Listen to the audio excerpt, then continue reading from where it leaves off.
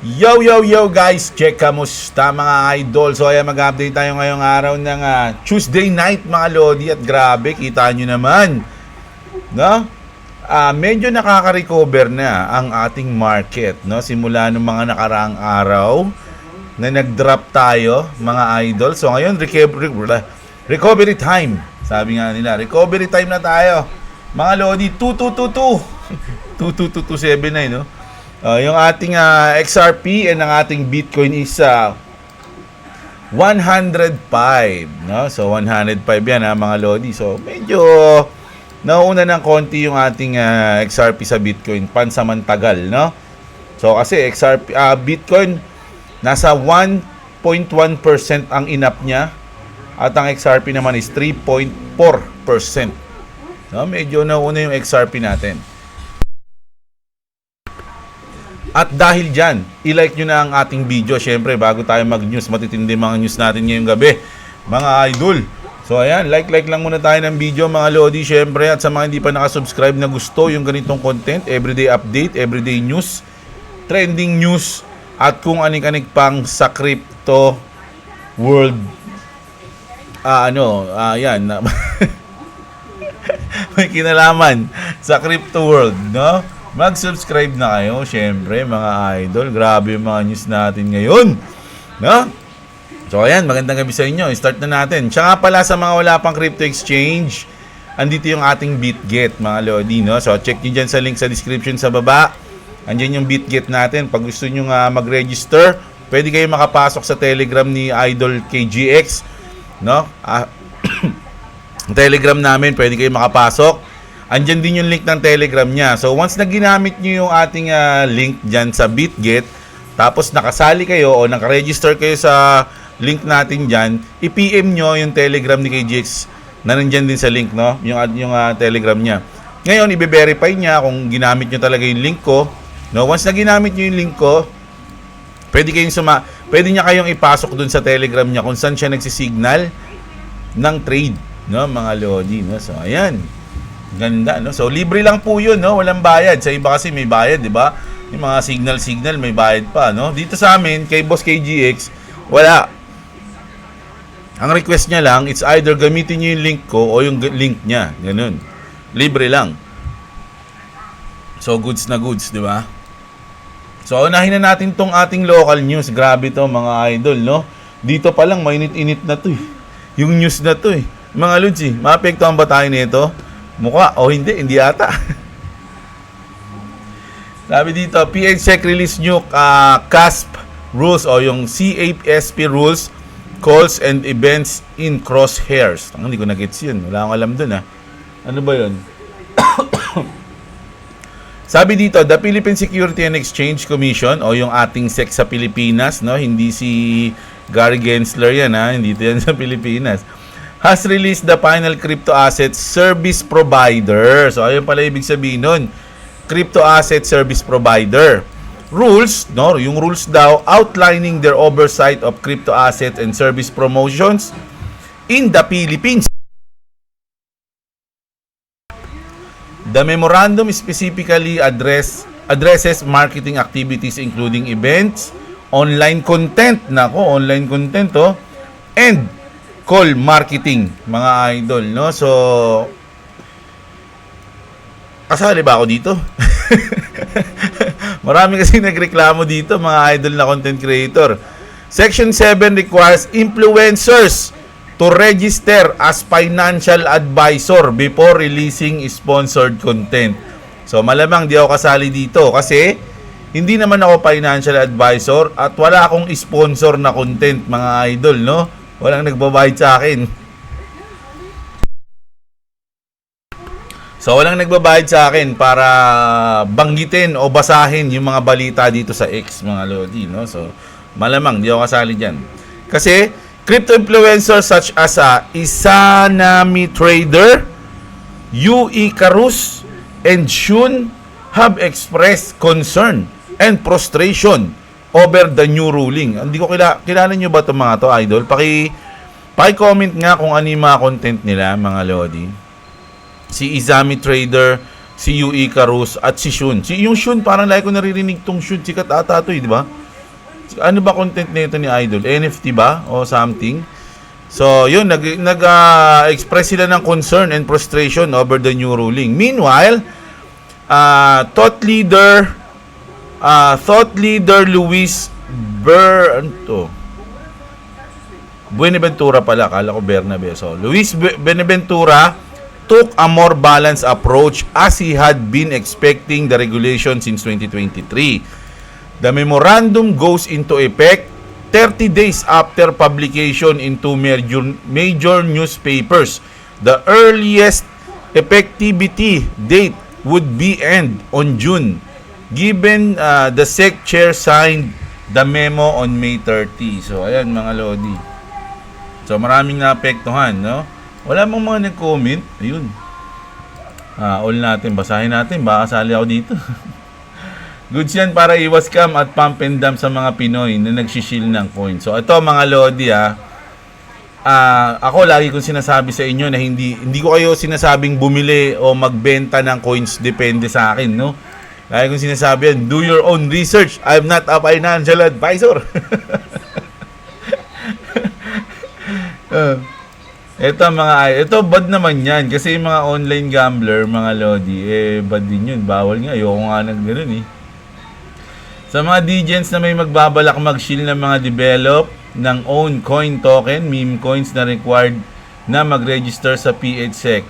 Kaya ang may magtatangkang mag-rug pull, lalo na mga devs, huli. Medyo malayo pala tayo dito. Ano lang naman tayo mga idol, tagabasa lang tayo ng balita, mga Lodi, no?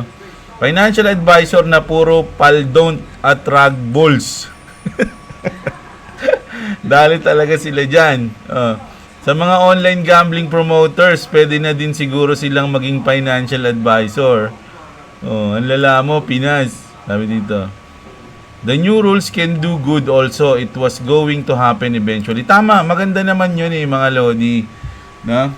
Na yung, lalo na yung tatamaan dyan, yung mga nagpupush ng online sugal, yung mga ganun. No? Kasi hindi mo yung sa crypto kasi mga idol, sa tingin ko ang hirap nun eh. Halimbawa, yung nagsishil, pag sinabi kasing nagsishil, parang pinopromote mo something yung mga coins, 'di ba? So, yung siguro pag nagsishil ka ng mga shit coins, mga ganun, no? Pero yung mga registered coins, halimbawa, Bitcoin, yung mga nasa strategic reserve na ng US. Hindi mo na pwedeng sabihin na sinishil mo 'yon kasi ano na yun nasa mainstream na yun mga Lodi, tsaka regulated na yung mga yun, di ba? So, hindi ko alam kung anong pwedeng i-shield na pwede kang makasuhan.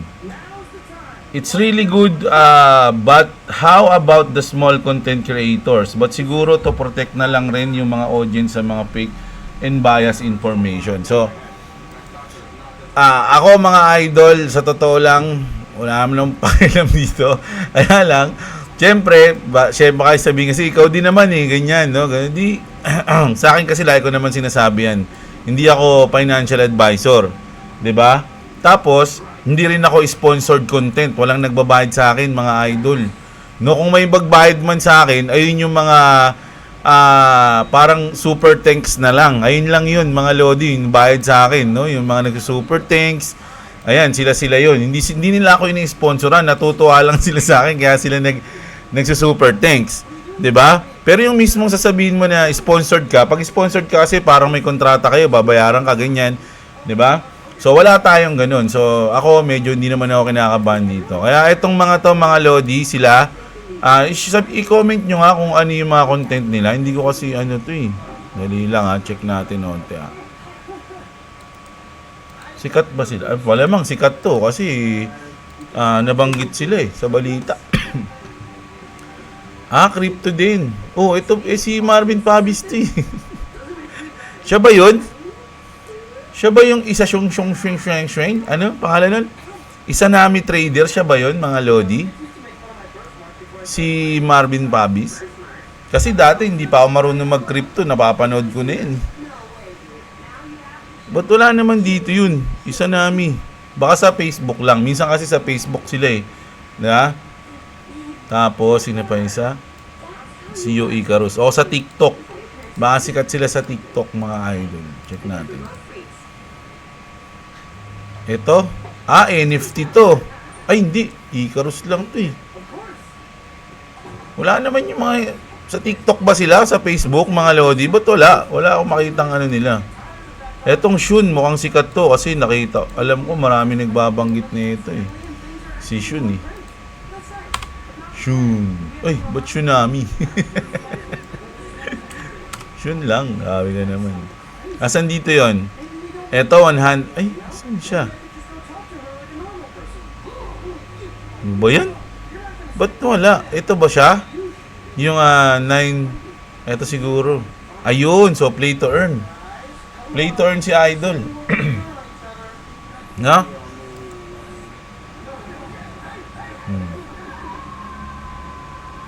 So, hindi ko alam mga lodi. Swerte naman nila kung sponsored sila. Wala bang mag-sponsor sa akin kahit Cropec lang? Sponsoran nyo ako kahit Cropec. Ano ba naman yan? Wala naman nag-sponsor sa akin. So, ayan. News natin mga lodi. Paunang news natin to mga idol, no? So, laman tayo nilalabag dyan. Ano to? Oh, ayan. Ano yan? Hindi ko nakita yan eh. So, ito tayo. Ito, matutuwa yung mga nasa Pi neto Mga Pi community natin dyan. So, may balita tayo sa Pi. Pi network values increasingly rebuild. An article on Binance pointed out that Pi network took the lead in the survey of cryptocurrency usage on Soro Visa cards, surpassing Dash, USD1, and XRP. Wow. No, showing that the price of Pi on the exchange does not reflect its actual value. So, yung mga idol nating mga nasa Pi network, mga lodi, kahit tanongin nyo sila, yung talagang mga solid na pioneers, lagi nilang sasabihin yan na hindi yan yung tunay na price ng Pi. Meron pang mas malupit na price ang Pi, mga idol. Magtiwala ka lang. Parang ganun yung sinasabi nila, di ba? So, eto good news to pag narinig ng mga idol natin. Pero hindi natin inimbento to, mga lodi. Merong documented yan sa Binance Square.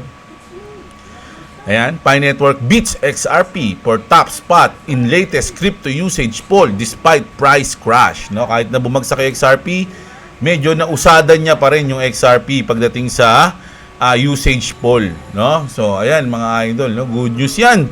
Nako, medyo natuwa yung ating mga idol pagdating sa ganyan, mga lodis, no? So, ito naman, Zebek naman. Nako, Zebek news. Insight. Zebek is enabling real-world value flows through blockchain powered solutions for both traditional and digital economies. So, parang nabuboost dito yung Zebek. Cointelegraph to mga idol Cointelegraph yan, mga lodi. So, 2.7 million ang followers ng Cointelegraph. So, binabasa lang natin. From instant payroll and cross-border payment to crypto cards and enterprise tools, Zebek is bringing the gap between Web 2 and Web 3 finance. No? So, parang binoost o parang pinopromote ng Cointelegraph yung Zebek. Mga idol, no? So, goods na goods daw gamitin ng Zebek. So, eto, syempre, matutuwa yung mga idol natin dyan. Pero wag nyo nang basahin yung mga comment kasi may mga negative comment dito, mga lodi, tungkol sa Zebek, no? Pero, ayan, sulad yan. CNBC, so which is yung Zebek nga, is a scam. Sorry to burst your bubble. People, but it's sabi ko nga, wag nang basahin, no? Pero syempre, para maging transparent lang tayo, mga idol, no? O, ito, sabi dito, this post seems like a paid ad, no? O, ayan. So, pero kung syempre, Cointelegraph yung nagsabi niyan, para makasigurado kayo, do your own research, mga lodi, no? Huwag kayong mag-research kung ano yung ni-research ng Cointelegraph kasi baka maging bias na sila. Kung bayad sila, magiging bias sila. Pero kung nag-research kayo ng sarili nyo, tas na-research nyo na totoo yung sinabi ng Cointelegraph, di goods na goods yun. Diba, mga lodi? So, goods na goods tayo dyan, mga idol, no? So, ayun yung news natin sa Zebek. Grabe, no? Ang init ng mga news natin ngayon sa Philippines pa lang, sa Pi at sa Zebek, mga lodi. Grabe. Grabe. Ang sponsor ng Cropec dyan. No, kaya ng Boy Bawang. No, yun na lang. Masaya tayo.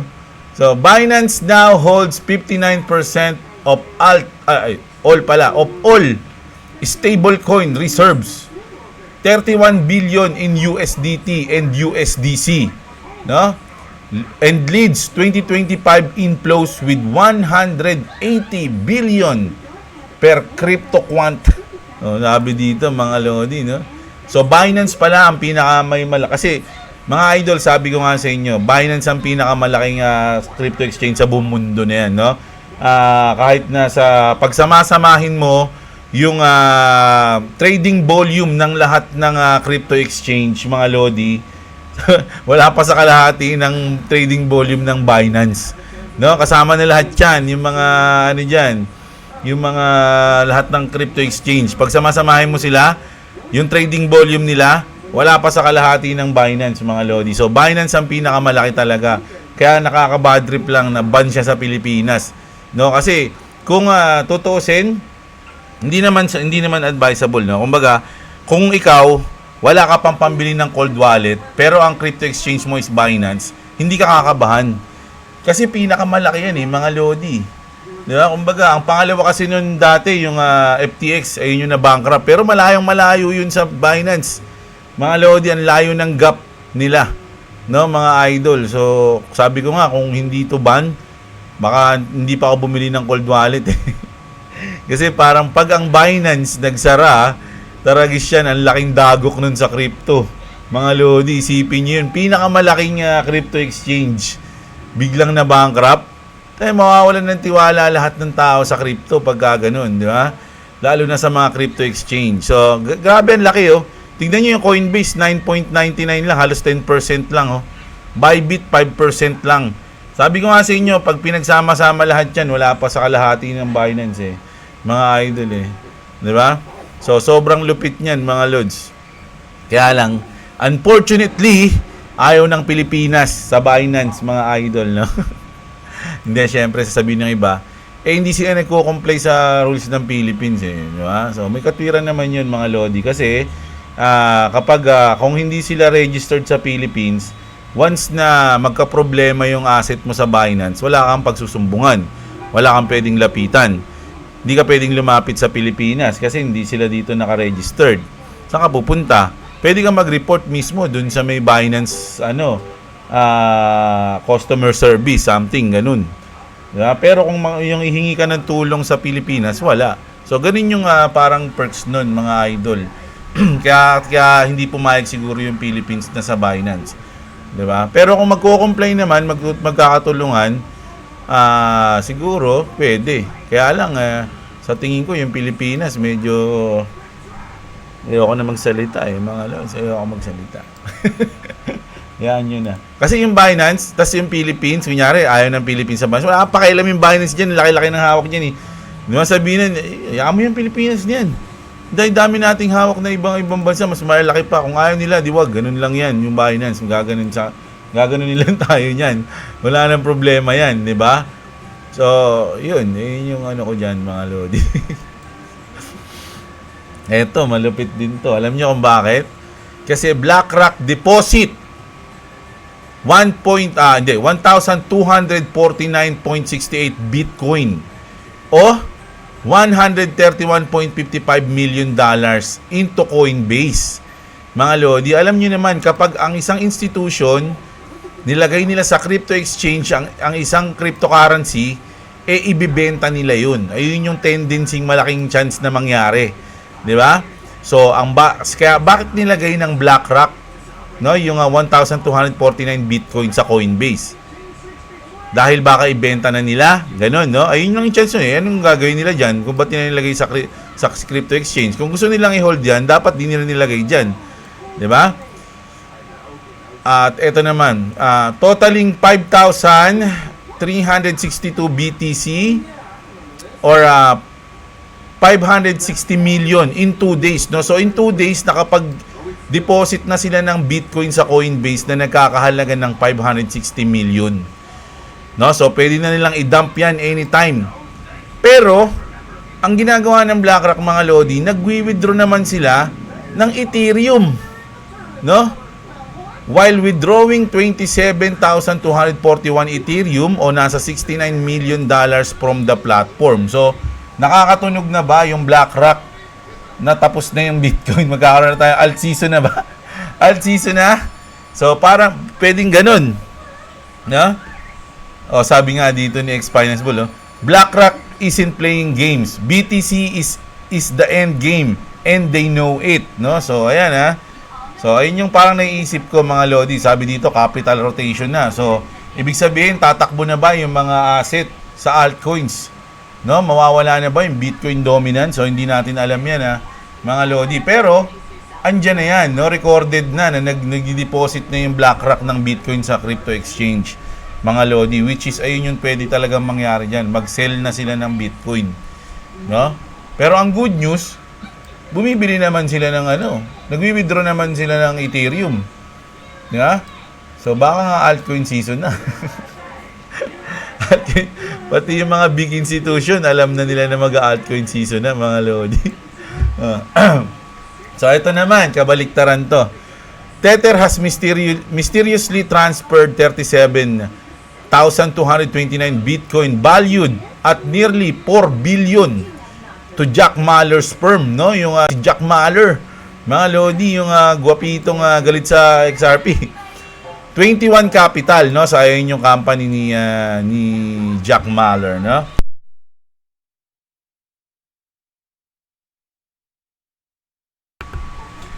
No, ayan, no? A day after it launched, after nobody was buying, no? So habang walang bumibili, binigay nila yung 37,229 Bitcoin sa firm ni Jack Mallers, which is yung 21 Capital. It's becoming increasingly transparent. Organic demand for Bitcoin is non-existent, no? And Tether is the one big buyer propping up the illusion of market interest, no? Parang sinasabi dito ni Jacob Kim, wala naman talagang masyadong bumibili ng Bitcoin, no? Parang illusion lang 'yon. Ang tunay na bumibili lang ng Bitcoin is yung Tether at yung mga kasabwat niya. Yung parang ganoon. Parang ganoon 'yun mga lord. Parang lang, no? This massive handoff looks less like investment and more like desperate attempt to fabricate momentum, sabi, no? So, parang sinasabi kasi lagi dito nito ni Jacob King, kapag bumababa yung presyo ng Bitcoin, bumibili yung Tether, no? Kaya hindi bumabagsak yung Bitcoin. Parang sila yung nagko-control. Wala naman daw talagang bumibili ng Bitcoin. Kumbaga sila lang yung parang ganoon ha. Meanwhile, Mallers is now rolling out a lending service, no? Eerily reminiscent of failed schemes like Celsius and BitConnect, no? Yung alam niyo yung BitConnect, mga Lodi, sikat yun dati. Yung babaeng leader, mga Lodi. Bale, sa iba natin pag-usapan 'yan. Avoid at all cost, it will go burst, sabi dito ni Jacob King, no? We're witnessing what may be the most elaborate financial fraud in history. Its eventual unveiling will be nothing short of spectacular, sabi niya, no? So, si Jacob King kasi, mga idol, talagang kontra to sa Bitcoin. Pero mga Lodi, documented yan yung pagbigay ng Tether kay Jack Mallers ng Bitcoin, mga Lodi. Hindi ko lang sa kanya nakita yung news na yon, kahit sa Watcher Guru, sa Coinbase, sa Cointelegraph, Coinbase tuloy, sa Cointelegraph pala, tapos sa isang coin ko na kinukuha ng news, Coin Bureau. Ayan, sa Coin Bureau nakita ko rin yun, mga Lodi. So totoo yan na nagbigay ng 37,000 yung Tether sa kanya, di ba? So hindi ba kayo naghihinala doon? Parang ganun yung gusto niya sabihin, di ba? So ito naman sabi dito, mga idol, ni Nat Jerome Powell this is not Apple, Tesla, or even Nvidia, no? Kasi nagpump mga Lodi, 36 trillion, no? Ano yan? It's the national debt, mga Lodi. US national debt yan, mga idol, no? So utang ng US, grabe. Alam niyo ba kung magkano sa peso tong 36 trillion? Siguro nasa 2 quadrillion, no? Pesos. 2 quadrillion pesos yan, mga idol. Sabi dito ni Daryl Relief, we have a problem but we also have a solution.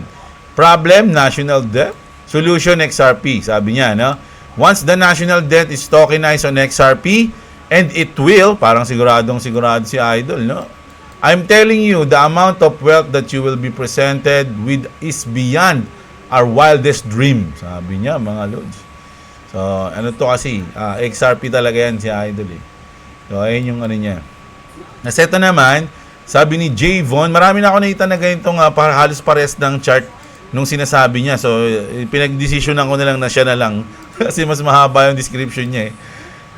XRP can be setting up here to deliver its next wave up toward the 1.1618 Fibonacci level, and this can extend another plus 800% up to $21, but even then that may not be the end, sabi niya, no? Hindi lang daw yan. By the previous breakout setup, XRP could push all the way to its 2.272 Fibonacci level, which is above $152 per XRP. God damn it, sabi. So maraming parehas na calculation na sa kanya, marami ding hindi sumasang-ayon sa kanya. So ganun, 'di ba? So kayo na lang ang sa atin naman is binibigyan lang namin kayo ng option. No, ako binibigyan ko lang kayo ng option, pero pwede niyo pa ring tignan sa sarili niyo kung ano yung technical analysis nyo sa chart ng XRP, no? So ayun yan mga idol, lalo sa mga idol nating magaling sa technical analysis diyan. Ako hindi ako masyadong marunong yan talaga. Based on ano lang ako, XP. Based on experience lang tayo, mga lodi, no? Kasi kung ako magaling ako sa TA, matagal ko nang kinuha tong profit ko na to. No? So ngayon, steady pulso lang siya diyan, 9.5. 9.5 lang siya, no? So ayan hintayin natin kung mabi-break to, mga idol, no? Next, ako gusto ko na tong ma-break eh. Kasi ang sinasabi ko nga, mga lodi, dalawa yung dapat ma-break niyan eh. 2.4, which is this one, tapos yung 2.6, which is this one, no? Itong guhit na yan. So pag na-break niya yan, malaki na yung probability na kumawala na tayo at pwede na nating lampasan, no, yung ating all-time high, parang ganoon. At magpunta tayo sa bagong all-time high. Ganoon, no? So, sana nga ganun mangyari, mga lodi. So, ako hindi naman ako nagmamadali, pwede namang bumagsak pa yan kung gusto niya, no, which is mas maganda para makapag-accumulate pa ako ng mas maraming XRP. So, ganun lang yun, mga lods, no? Tapos, ito na, ang ating last, grabe to, mga lodi. Pinaka-big news to ngayon sa XRP, no?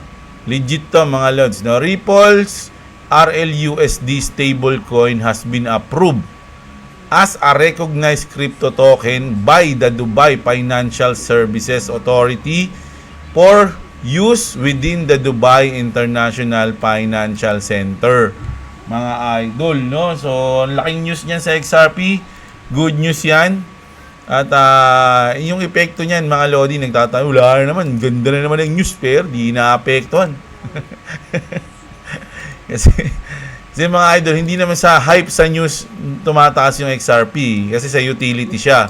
No, utility coin siya. So once na ginagamit na yan, nagla-live na, dun yan. Kaya nga yung mga magagandang news ngayon sa XRP, sa future nyo yan mararamdaman once na live na, mga lods, no? At marami pa akong hinihintay sa ngayon, no, para maging catalyst ng ating mga coins, tulad ng yung regulations natin, yung law, kailangan yung batas mangyari yan, no?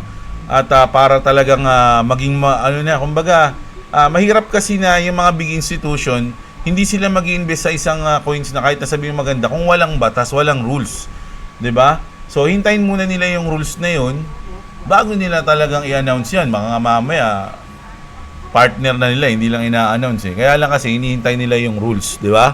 Yung rules lang talaga, mga idol, no? Kasi baka mamaya pag kapartner nila tapos wala pang rules, tapos lumabas yung rules. Negative pala, makakasuhan pala yung mga coins na ininvestan nila. Di sablay sila ngayon. Nakapag-invest na sila. Di ba? So, ganun. Marami pa tayong hinihintay. Bukod doon, yung ETF, once na maaprobahan yan. Sa tingin ko, bago maaprobahan yung mga ETF, ipapasa muna yung regulations mga Lodi. Kasi, syempre, ipapasa mo yung ETF na agad, wala pa nga yung rules. Di ba? So, ayun na hinihintay natin. Sana mangyari na ngayong taon, no? Para ano na tayo, masiyahan na tayo sa buhay natin. So, ayun. Grabe. Grabe yung ating mga news ngayon. Ang bibigat, mga idol, no? So, basahin ko yung mga comment nyo. Tandaan nyo, ngayong araw, dalawang video natin. Ang binasa ko, ang comment nyo, mga Lodi. Baka naman na hindi nyo pa i-like yung video natin, mga idol, no? So, like lang ang hinihiling ni Jeblo. Mga Lodi, wala nang iba. Like and subscribe lang, mga idol. Ganun lang, masaya na tayo dyan. No, bonus na lang kapag may mga nag-super tank, syempre, mas masaya tayo doon. Pero, syempre, masaya na rin tayo. Ayan. Lods, may nabalitaan ako, pinagbawal na daw ng SIC ang pag-content about crypto dito sa Pinas. Pwede mo na din ma-discuss sa next video mo. May multa daw, pa-shout out. Ayan, yun na binasa na nga natin mga Lodi. Napahinggan mo naman siguro, di ba? Investing on XRP. Hindi naman yung pinagbabawal mag-content ng crypto. Ano ba naman yun? Pwede ba yun? Ayan, investing on XRP and planning to buy XLM and Algo, mga US utility coins. Paano pag bawal na? Sige, imagine, sabihin na natin bawal na mag-content ng crypto. Paano yun? Hindi na ako magko-content. Paano yan? Ano na lang? Ano na lang gagawin ko? Mga idol, maglalaro na lang ako dito. Hindi nyo napapanoorin nyo pa ba ako? Magla-live tayo ng Axie o kaya Tekken, mga NFT games. Kaya lang, NFT pa rin yun. Masyadong mahirap yun, mga Lodi. Masyadong mahigpit yun. Hindi ko alam kung ba't ganun. Ba't pa naman pinag-iinitan nila yung crypto? Ano naman meron dun? Dahil mga fake news na kumakalat dyan bakit yung sa balita sa mga crypto yung inaano nila? Pwede ba yun? Bale, makikita natin yung mga ibang reaction dyan ng mga, hindi na kasi ako masyado alam nyo, medyo naging busy kasi ako ng mga nakaraan. Kaya hindi na ako masyado nakakapanood ng mga ibang mga content creator, lalo na dito sa atin. Na-miss ko na nga sila So, papanoorin ko nga sila ulit, mga Lodi, mamaya. Tingnan ko pag may content na sila tungkol doon. So, gagayahin ko na lang. si ano yun So TV channel. Yan, shoutout sa'yo. Si Lorraine at si Pyro Kus TV. Ayan. Boss J, bare months na. Magkaiba pa tayo ng timeline. Bare months na dyan sa inyo. Ay, June pa lang Pa-shoutout sa pamangkin ng misis ko kay Shania. Lagi na rin nakikinig sa iyo. Nadamay na sa akin, boss. O ayan, si Brian Remigio. Shoutout sa iyo, Shania. Ayan, no? Yan, magandang gabi sa iyo, Shania. Si I am from the future. Tama ba yan? Sama sa inuman, sabi ni Idol. Pwedeng mali ako, pwedeng tama kayo. Do what work for you. Sabi ni Idol. Kawawa talaga mga na-hype hanggang ngayon. Mag-check kayo ng wallet address data. Ilang ang lumalabas at pumapasok. May kita nyo doon, umiikot ang pera. Walang new money. Yung institution, barya lang pinapasok para mapasakay yung mga bago. Sabi ni Idol, no? Skylab. Updating habang nasa ospital. Bakit, Idol? May sakit ka ba? Ay, hindi. Mga anak na misis ka. Uy. Congratulations sa iyo, Skylab. Ayan Idol, congrats agad. No? Ayan. Sana malusog si baby. Ayun lang ang importante diyan Malusog dapat ang baby, mga Lodi. No? Sana lumipad ka na XRP, ang tagal mo na sa $2.29. Ibig sabihin, Idol, ano yan? Hindi mo alam yung nangyayari pag binabalik mo yung nakaraan. Si Baron Aaron. Ayan. Boss Jeblo, how much minimum sa copy trade? Ako nung nag-copy trade ako dati, ang minimum ko sa akin $30 to $40. Minimum ko yun dati. No, pero ikaw, kung kano lang kaya mo, subukan mo muna, huwag ka muna magmalaki. Yun lang pala. I-try mo muna maliitan lang mga lodi, no. Once na magamay mo na yung trader na pinapasukan mo, yun, pwede ka na dun. Si Aswang Central. King Shang, ayan, shoutout sa iyo, idol. Lagi kung nasan ka man, idol. Wag mo pagkalat, Tito J, pero na-decode ko na ang Will of D. Duterte yan. Kahit i-research mo pa. Ayun, magagalit. Marami na naman magagalit sa atin yan, idol. No? Will of D, o nga, no? Duterte pala. D, nagsisimula. Ngayon ko lang na pagtanto, So, si Clavis, shoutout sa'yo. Dami niya sinabi, pero yung gusto marinig ng karamihan, hindi niya sabihin. Oo, ayun. Si ano ba yan? Jerome Powell ba yan, idol?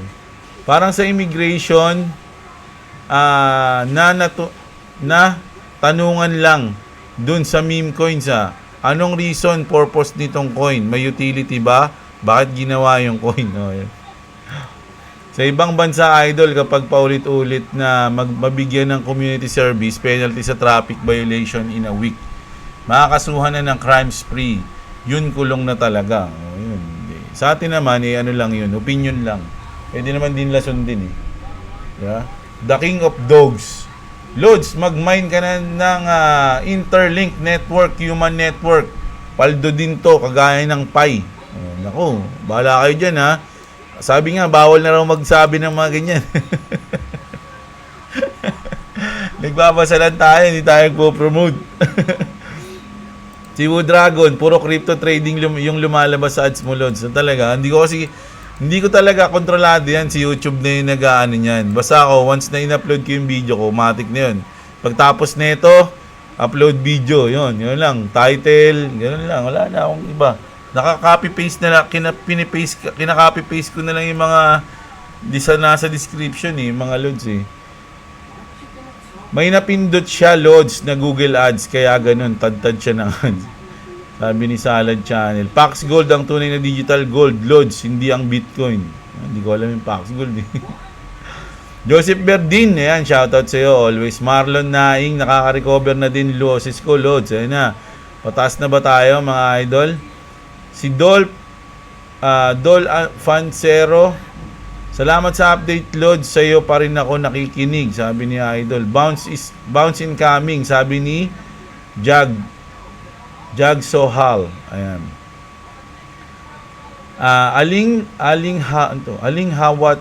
Alinghawa TV Jason. Kuya Jib, Gcash Ripple na rin. Hindi naintindihan. Grabe ka naman, Idol. May walang Ripple sa Gcash, Idol. XRP ang meron dun, no? Yung Ripple company yan, Ayan. Oops. Ayan, pindot ko tuloy yung okay. Ayan. Yan tayo, yun. Uy, baka may boses ako. Taragis yan. Yun, kala ko may boses ako, Di pa naman ako naka-headphone. Shout out sa inyong lahat. Solid to the moon na ata, sabi ni Albert Liguaton. Si Aurelia Bantic, expired yung login ko sa BitGet. Tas di na ako makalogin using my Gmail. Nag-try ako mag-reset ng password.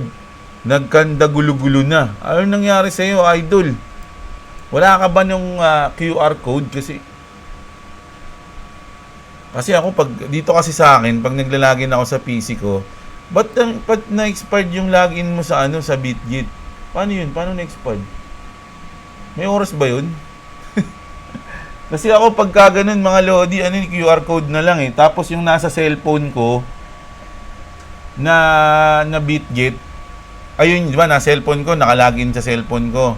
Tapos maglalagin ako dito. QR code na lang yung hinihingi dito, tapos i-scan ko lang. Malalagin na ng kusa dito. Yung sa cellphone ko naman, hindi yung nagla-logout. Once na mag-login sa akin, hindi na logout. Baka yun ba yung sinabi mo, nag-expired yung login. So, kumbaga, mag-enter ka ulit ng ng email o kumbaga magla-login ka ulit. Ganun pa rin sinasabi. Ano yan, kuya?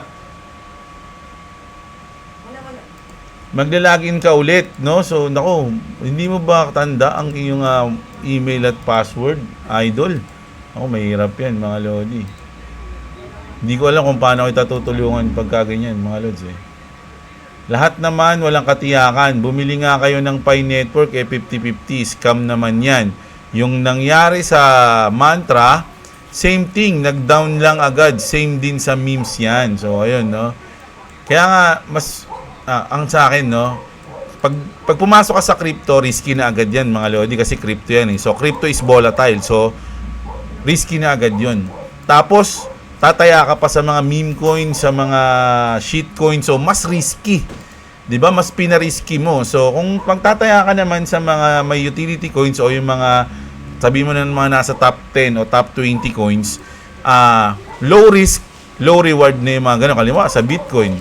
Medyo mababa yung risk mo diyan, pero volatile pa rin. 'Di ba? Pero kung doon ka naman sa mga top 200 na high risk, high reward na 'yon, mga ganun, mga lodi, kasi pwedeng tumaas sila o pwedeng hindi, pwede ring bumaba. Ganun, no? So, high risk, high reward na. So, once na doon ka sa mga may utility o mga nasa mainstream na coins, low risk na yon, pero low reward na rin, no? Parang ganun, depende. Pero may risk pa rin, ha, mga lodi, ha? Laging nababanggit din yung risk, laging yung tatandaan. May risk pa rin kahit low na. Ganun. Meron pa ba na may utility pero below 1 pesos price? Check ko nga kung anong price ng XDC. Yung XDC, mga lodi, ISO compliant yan. Pero matindi rin yan, mga lods.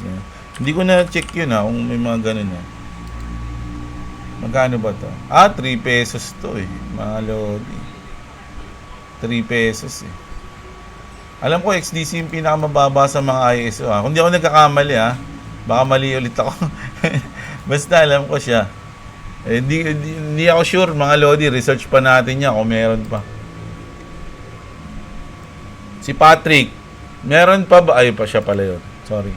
Si Lando Jr., hype lang ang Bitcoin, boss, kasi mother token, but no utility. Wag lang magaya sa Bitconnect. Iyak.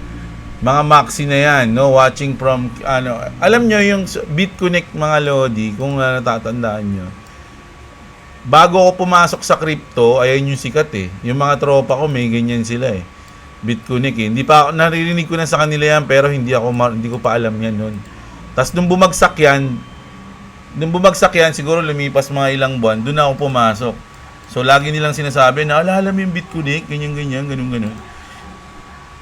Kung gusto niyo malaman yung istorya ng Bitconnect, meron niyang documentary sa YouTube Ang kulit niyan, mga lodi. Parang talaga yan. Parang lahat. Parang totoong-totoo. No? Parang ganun. Nung napanood ko yung documentary yan, parang maniniwala ka talaga kasi ang yayaman yung mga nandyan Tapos may mga celebrity din na nag-promote yan mga lodi. Diba? Tapos bigla na lang ganun. Nawala si ate. Yung babae. Babae yung leader niyan Watching from Bulacan. Boss Jeblo, pa-shoutout. Ayan, si J. Paulo, shoutout sa'yo. Si Ninoy Taduran, shoutout. Si Kevin Alipio, di ako mafafad dyan sa XRP. Naaral ko na siya noong nagsimula ako sa meme coin noong SHIB. Yung pumaldo ako. At nag-resign ako sa dating company. Doon ako bumili ng XRP. Basta mura ko siya nabili. Nabili po. Haha. At nag-convert ako sa SHIB. Yung pumaldo, nilipat ko na asset ko sa altcoins. Kaya malabo. Sa negrong pusit ako mapapad dyan. Kaya, add lang ako ng add habang kaya ko bumili. O yan, sabi ni Kevin, no? Nakaraang cycle, gumawa lang ng isang double tap si Bitcoin. Ngayon, gumawa na ulit siya ng double tap. Kapag bumaba pa siya ng panibagong all-time high, may invalidate na ang history ng cycle. Kakaiba ang cycle ngayon kapag mangyari yan. Sabi niya, si MG Gaming, medyo sa technical analysis to 48 weeks, sabi mo, kaya lang kasi minsan laging mali si Idol marami nang nagtatanong sa iyo, Idol Hindi ako yan labas ako dyan. 48 weeks, sabi mo, yan Mag 80k ang BTC based sa indicator mo. Asahan ko yan ha. Nasa screenshot ka na sa utak ko. July or August 2025 ha, sabi niya. MG Gaming, marami ng ano to eh. Kadibate to dito eh.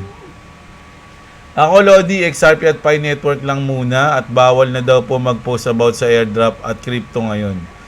Kasi baka ang sakop ng batas na yon is yung parang ipopromote mo yung may mga chance na ma-scam ka o matalo ka, ganun, di ba? Parang ganun yun. Kasi ang pangit naman kung ipagbabawal mo yung mga balita sa crypto. Pwede ba yun? Babawal mo yung mga balita sa crypto? Binabalita mo lang?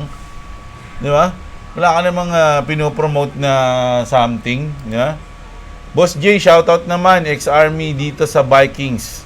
Viking Saturn, no? Ayan, shoutout sa'yo. Gilbert, no? At si Aldrin Matalog, shoutout sa'yo. Si Mark Paz, yo, what's up? Shoutout lang, boss, sapat na. O yan, Mark Paz, shoutout sa'yo.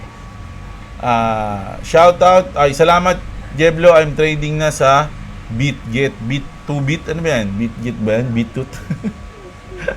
John Anthony, naka-like always watching from ZZ. Ano ba yung ZZ? Nakalimutan ko yung ZZ. Ayan, si MM Ramos, hindi halatang bias, boss. O, hindi, sinasabi ko naman, no? Na bias ako sa XRP. Pero, hindi ko sinasabing bumili kayo dun. Hindi, sabi ko nga, huwag kayong bumili at huwag kayong magbenta ng coins ayon sa akin. 'Di ba? Kumbaga, lagi ko mapapansin mo na parang bias ako sa XRP kasi puro XRP yung nasa news ko kadalasan. Kasi kung titignan niyo yung X, mga Lodi, halos puro XRP din yung news dun eh. Di ba? Puro XRP yung news. May mga news man tayo na sinasama. Halimbawa, tulad nito. Ay, nawala na. Ayan, tulad niyan, sinama natin. Tapos yung sa Pi Network, yung sa Sebek. So, inuuna natin yung mga balita sa ibang coins and then, wala na akong magagawa. Halos madami talagang news sa XRP. So, pag nagpunta ka dito sa akin, halos may makikita kang ibang news pero mas madami talaga yun sa XRP, no? Si MM Ramos yan, si I am Rai. May 0.051 Bitcoin ako sa Coins PH hold since 2022. Dapat ba ako mangamba? Ba't ka naman mangangamba, idol? Anong problema dyan? Bitcoin nga yan. Magkano yan? 0.051. Check nga natin.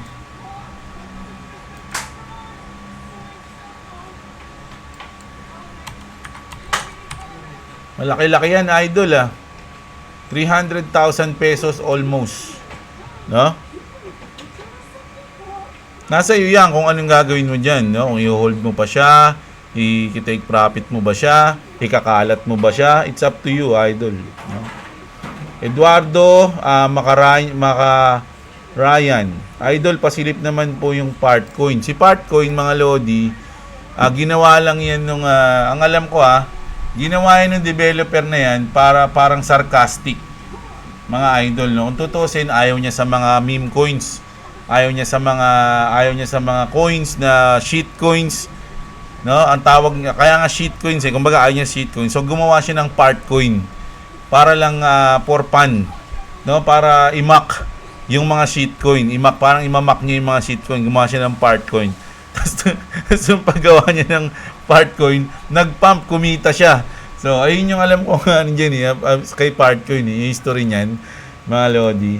So, ayun yun. Parang napanood ko yung interview sa kanya. Ganun yung nangyari doon. Kaya hindi ako bumili ng Partcoin kasi yung history niya, ayaw nga niya ng coins So, hindi natin alam kung anong gagawin niya sa Partcoin. Sa tingin nyo, anong gagawin niya sa Partcoin? May utility ba siya? No, hindi ko alam, mga Lodi, no? Pero pag-aralan nyo pa rin kung trip nyo ng mga meme coins, pwede naman kayong kumita, depende. Maraming kumita sa meme coins, marami ring natalo sa meme coins. So, nasa inyo yan. Idol, baka bukas may camel na naman tayo. Sige lang, hold lang tayo ng hold. May goal tayo, kaya bumaba man at may red tayo is bumaba man at may red tayo sa income, go lang tayo ng go, sabi niya. Ayan, si Elmer TV, shoutout sa'yo.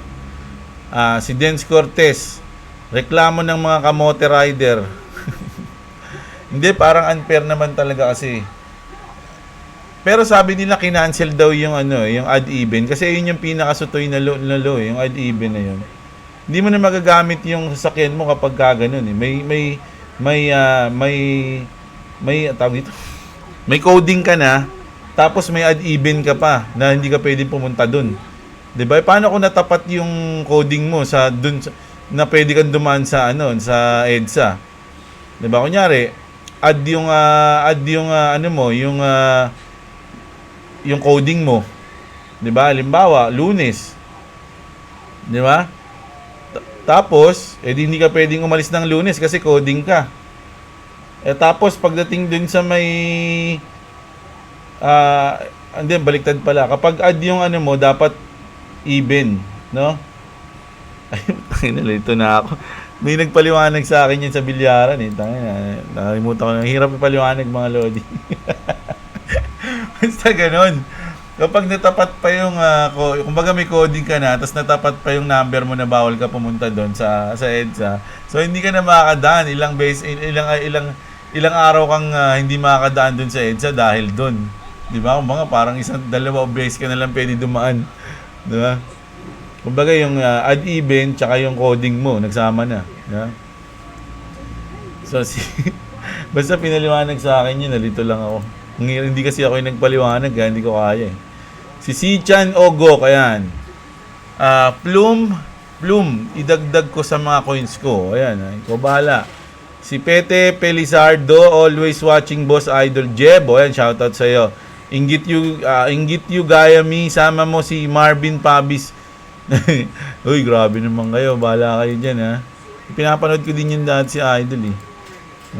Pero syempre, kapag mga influencer, mga lodi, huwag kayong agad ba maniniwala kahit sa akin. Matuto kayo mag-search ng sarili nyo. Ganun lang yun. Kapag nadala kayo ng isang influencer, ibig sabihin mahinang nila lang kayo. Ganun lang yun. Di ba? Tayo, ako, sinasabi ko sa inyo, mga news. Di ba? At sinasabi ko sa inyo, may bias akong coin. Pero hindi ko sinasabi na bilhin nyo yun. Di ba? Huwag kayong magpadala sa mga, yung decision nyo, huwag nyo i-ayon sa mga content creator na napapanood nyo. Matuto kayong mag-research ng sarili. Hani pa, June 13 announcement, tapos ngayon, June din 13 birthday ng XRP, pa-birthday din ata nila sa $13. Uy, pwede yan na. Si Xpau, shoutout sa'yo. Innocentes, JR Salinel, yan yung hinihintay ko na camel. Hindi pa, wala pa eh. Malalaman natin kung lalabas siya. Si Happy Camel. Consolidation ng Ethereum, boss. Probably magkaroon ng mini altcoin season starting this week or next week. Sana nga, no? Si Hero's Journey. Si Helos. Ayan, saludo, sabi ni Idol. Shoutout sa'yo, Idol. Phil Habis. What's up? Good morning, boss Jeblo. Ayan, shoutout sa'yo. Si Amel Sapitanan. Ang pag-compute ng yield. Boss, makinig ka, boss, ha? Ang pag-compute ng yield is total XRP X% ng yield equals answer divide 365 equals answer. Yun po, daily profit po. Sabi niya, di titignan natin. Tignan natin. Kung kakalkulihin ng boss ko yan. Salamat sa iyo, Idol, ha. Idol, ano ang technique mo para hindi maiinip sa pagbodega? Hindi ako naiinip sa bodega kasi meron akong target date, mga lodi. Meron akong target na panahon, no? Kaya sabi ko nga, kahit anong mangyari today between today and dun sa target ko, which is last quarter ng 2025, which is siguro mga November, December, wala akong gagawin. Tumaas, bumaba, wala akong gagawin, mga idol, no? So, yun. Kaya hindi ako naiinip kasi dun ko balak kumuha eh. Kumbaga dun ko balak mag-take profit eh. 'Di ba? Kasi kung wala kang target, it's either target price o target date. Araw-araw kang mag-aalala, araw-araw mong titignan yung asset mo, nangyayari, ganun, mag-aalala kung ba't ganun, tumataas ba, lumilit ba. ganun. Magkaroon ka ng plan. Ayun ang pinakasikreto doon. Magkaroon ka ng plano or strategy kung anong gagawin mo. Naka-base na sa decision ko sa crypto sa'yo. Ba't sa akin? Wag sa akin, uy. Emmanuel Balasco, wag sa akin, ha. Mga idol, ha. Wag ganyan, bad yan, ha. Hindi ako financial advisor, gagi. Mahirap yan. Baka masisi mo pa ako sa huli. Junel Nael, shoutout sa'yo. Ayan, syempre, always yan. Si Ramil OFW Vlogs, always watching from Saudi Arabia. Yan, shoutout lagi dyan kay Idol, no? Kay Ramil. At syempre, kay Dance Cortez, shoutout din sa'yo. Ano yung ni Dance Cortez? Ano yung kanyang picture? Oh, panis, profit. Profit si Idol. Yan, ngayon ko lang napansin yan. Nakala ko pares kayo ng profile. Iba pala sa kanya. Si JC, ayan, JC. Shoutout watching here sa Macau. Shoutout sa iyo, Idol JC, no? Mag-ingat ka diyan. Take care always. At shoutout sa mga OFW natin na yun, medyo bilib ako diyan sa mga yan, mga lodi. Kasi marami akong tropang OFW, mga idol. So, yung isang OFW yung tropa ko, lagi kong kinakausap yun para di siya malungkot. So, yun. Shoutout sa'yo. At syempre yung nag-champion sa atin, si Rusty Cecilio. Yan, number 1 sa Japan. Shoutout sa'yo, idol. No, so, ayan. Shoutout sa inyong lahat. So, yun. Sana enjoy nyo yung video natin ngayong gabi.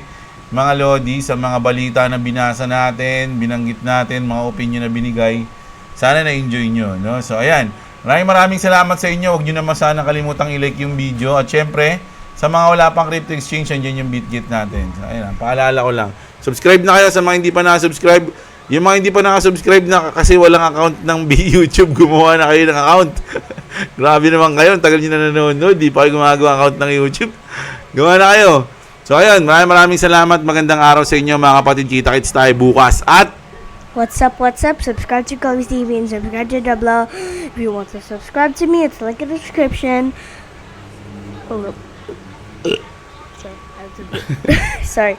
So I have to burp, so if you want to subscribe to me, again, it's link in the description. Down below.